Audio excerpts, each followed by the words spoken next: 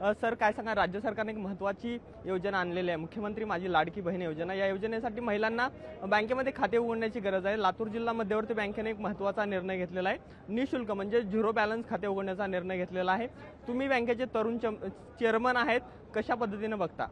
अतिशय महत्त्वाकांक्षी योजना सरकारनं पुढे आणली होती आणि ग्रामीण भागामध्ये आपल्याला माहिती आहे की या गोरगरीब गरजू महिलांना जे काही 1500 रुपये सरकारच्या माध्यमातून देण्यात येणार आहेत अशी घोषणा झालेली आहे। कुठेतरी ह्या योजनेमध्ये एक अट होती की प्रत्येक महिलाला आपलं बँकेचं खातं उघडणं किंवा खातं असणं ही अट होती आणि त्याच्या माध्यमातून कुठेतरी ग्रामीण भागामध्ये आमच्या निदर्शन आलं की एखाद्या बँकेमध्ये किंवा नॅशनलाइज बँकेमध्ये जी पहिली त्यांनी अट ठेवली होती की नॅशनलाइज बँकेमध्ये जर कुणाला गोरगरीब महिलेला जर बँक खातं उघडायचं असेल तर तसा त्यांना प्रतिसाद मिळत नव्हता आणि कुठेतरी त्यांची गैरसोय होऊ नये आणि प्रत्येक वेळेस जो एक विरोधकांवर किंवा विरोधी बाकाच्या नेत्यांवर जो आक्षेप ठेवला जातो की ते फेक नॅरेटिव्ह पसरवत आहेत आणि त्याच्यामधून आम्हाला कुठेतरी लक्षात आलं की गरीब जनतेला जर लाभ होणार असेल, सरकार खरंच काही करू पाहत आहे तर त्याला आपण एक संधी दिली पाहिजे आणि आपल्या माध्यमातून आपण जिल्हा मध्यवर्ती बँकेच्या माध्यमातून जे आमच्या 122 शाखा प्रत्येक गरीब गावामध्ये शाखा उपलब्ध आहे किंवा लोकांचा संपर्क जिल्हा मध्यवर्ती बँकेत असतो तर झिरो बॅलन्सवर आपण खातं उघडावं। आम्ही जी माहिती घेतली की जवळपास 1000-1500 रुपये एखादं खातं उघडायला जर लागत असतील किंवा एखादा मिनिमम बॅलन्स मेंटेन करायचा असेल तर कधी ह्या लोकांना तिथं बँकेचं खातं उघडेल आणि मग त्यांनी जी अटी ठेवल्या होत्या की पहिलं 15 जुलैची डेडलाईन होती, आता ऑगस्टची डेडलाईन आहे, तर ह्या डेडलाईनचा विषय आहे की ह्या डेडलाईनमध्ये जास्तीत जास्त खातेच उघडले नाहीत तर सरकारला पुन्हा सांगता येईल की ह्या डेडलाईनपर्यंत एवढेच खाते उघडले, पुढच्या महिलांना लाभ मिळणार नाही। माझा दुसराही सरकारला हा प्रश्न आहे की जी वयोगटाची अट किंवा ऑगस्टच्या डेडलाईन नंतर जे 18 वर्षाच्या मुली होतील किंवा ह्या योजनेमध्ये पात्र होतील त्यांच्यासाठी सरकार काय योजना आणणार आहे का? हे असंच सरकार फक्त डेडलाईनचं सरकार आहे का फक्त निवडणुकीला तोंडासमोर ठेवून त्यांनी हा निर्णय घेतलेला आहे? हा येणाऱ्या काळामध्ये लोकांसमोर होईलच। या संदर्भात सभागृहात तुम्ही प्रश्न उपस्थित करणार आहात का चेअरमन तथा आमदार म्हणून? नाही, आता हे आम्ही पाऊल उचललेलं आहे, ह्याचं अनुकरण करून महाराष्ट्रामध्ये नेहमीच लातूर जिल्हा मध्यवर्ती बँकेचा एक दिशादर्शक निर्णय झालेला असेल की पीक विमाचा असेल किंवा पीक कर्जाचा विषय असेल तर सरकार शासन 3 लाखापर्यंत बिनव्याजी करते तर लातूर जिल्हा मध्यवर्ती बँक एकच बँकेचे 5 लाखापर्यंत करते। काही अशा मोठ्या बँका जे पुढे आलं पाहिजे, शेतकऱ्याला कुठेतरी असा आधार देण्याचं काम असेल, गोरगरीब कुटुंबातल्या लोकांना आधार देण्याचं काम असेल, डिजिटल बँकिंग सेवा ग्रामीण भागातल्या शेवटच्या घटकापर्यंत पोहोचणं, प्रत्येक ती योजना ज्याच्यामधून आपल्या व्यवस्थेकडून जर लोकांचा फायदा होत असेल तर हीच भूमिका लातूर जिल्हा मध्यवर्ती बँकेची राहिलेली आहे।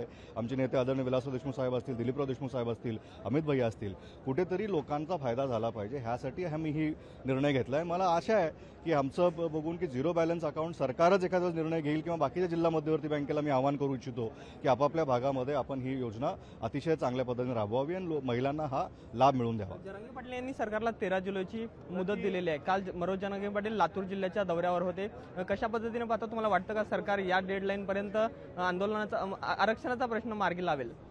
नाही, सरकारची जी भूमिका राहिलेली आहे की प्रत्येक वेळेस ते समाजाच्या नेत्यांना भेटतात, जरांगे पाटलांना भेटतात आणि जेव्हा जरांगे पाटील त्यांचे मुद्दे सरकारसमोर मांडतायत आणि त्यांच्या मागण्या पहिल्यापासून फार स्पष्ट आहेत। विरोधी पक्षाच्या सगळ्याच नेत्यांनी किंवा सगळ्याच समाजाच्या नेत्यांनी त्यांच्या मागण्या मराठा समाजाला आरक्षण मिळावं, गोरगरीब मराठा समाज जो आज सामाजिकदृष्ट्या खाली गेलेला आहे त्याला वर आणण्यासाठी कुठेतरी सगळ्याच पक्षांनी एकत्र येण्याची गरज आहे आणि ते सरकारने त्याचं पुढाकार घ्यावा आणि प्रत्येक वेळेस सरकारचे मंत्रिमंडळ किंवा शिष्टमंडळ जाऊन त्यांच्याकडे तारखा मागून घेतं, वाढवून मागतं आणि मग त्या तारखा परत त्या तारखेवर आपण आता 13 जुलैला ती तारीख येते, सरकार आपली भूमिका तयार करत नाही। कालही त्यांनी बैठकीचा सगळा खापर विरोधी पक्षाच्या नेत्यांवर फोडला की शेवटी बॉल सरकारच्या कोर्टमध्ये आहे, सरकारने निर्णय घेतला पाहिजे।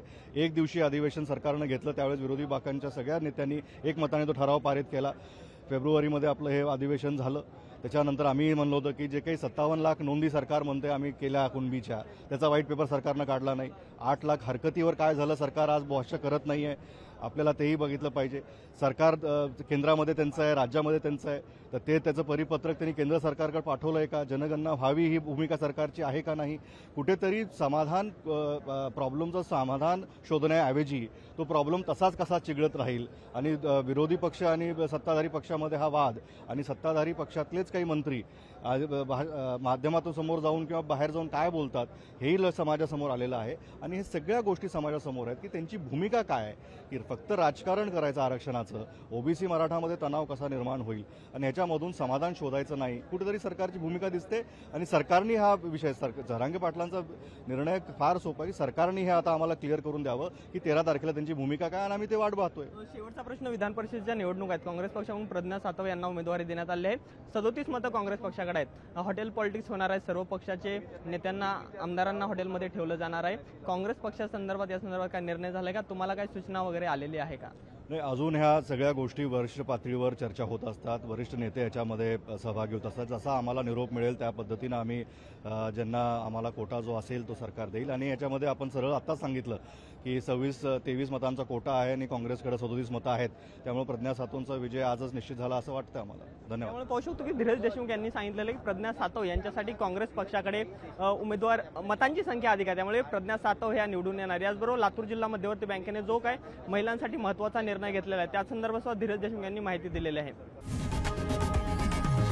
लोकशाही मराठी ऐका, पहा, जागरूक रहा.